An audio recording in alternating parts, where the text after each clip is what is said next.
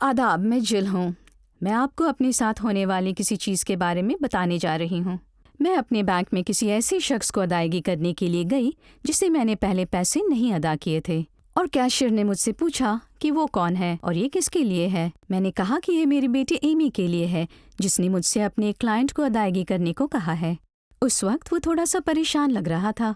मैंने सोचा कि वो इसलिए परेशान है कि मेरे पास अपने बिल अदा करने के लिए पैसे नहीं होंगे, इसलिए मैंने उसे बताया कि वो मुझे कुछ दिनों में वापस कर देगी। कैशियर ने पूछा कि उसने मुझे अकाउंट की तफसीलियात कैसे दी है, और मैंने सोचा ये आपका काम नहीं है, लेकिन उन्हें काम करना है, इसलिए मैंने उसे बताया कि उसने मुझे मैसेज किया है। उसने पूछा कि क्या मैंने एमी से ज़ाती तौर पर बात की है।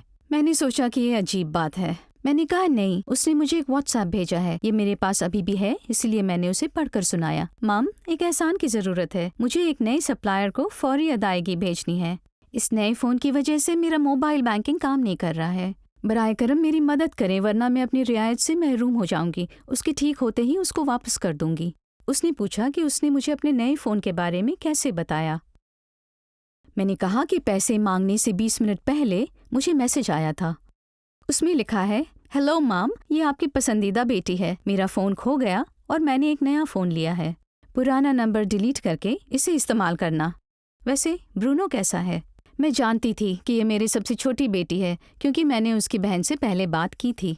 कैशियर ने कहा कि उससे पहले कि वो रकम भेजे, मुझे अपनी बेटी से बात करनी चाहिए, ताकि यह मालूम हो सके यह पैगाम उसकी तरफ से आया है। उसने कहा कि उसे लगता है कि मैं किसी धोखे का शिकार हो सकती हूँ। बज़ाहिर धोखा दहन करने वाले लोगों को ये बावर कराने के लिए व्हाट्सएप या इंस्टाग्राम जैसे प्लेटफॉर्म का इस्तेमाल करते हैं कि उनके जानने वाले किसी को अदायगी की ज़रूरत है। मैंने उसे बताया कि मैंने उसके नए नंबर पर कॉल करने की कोशिश की थी, लेकिन वो जवाब नहीं दे रही थी। लेकिन मुझे खुशी थी कि ये वो ही थी, क्योंकि उसने हमारे कुत्ते ब्रूनो का जिक्र किया था।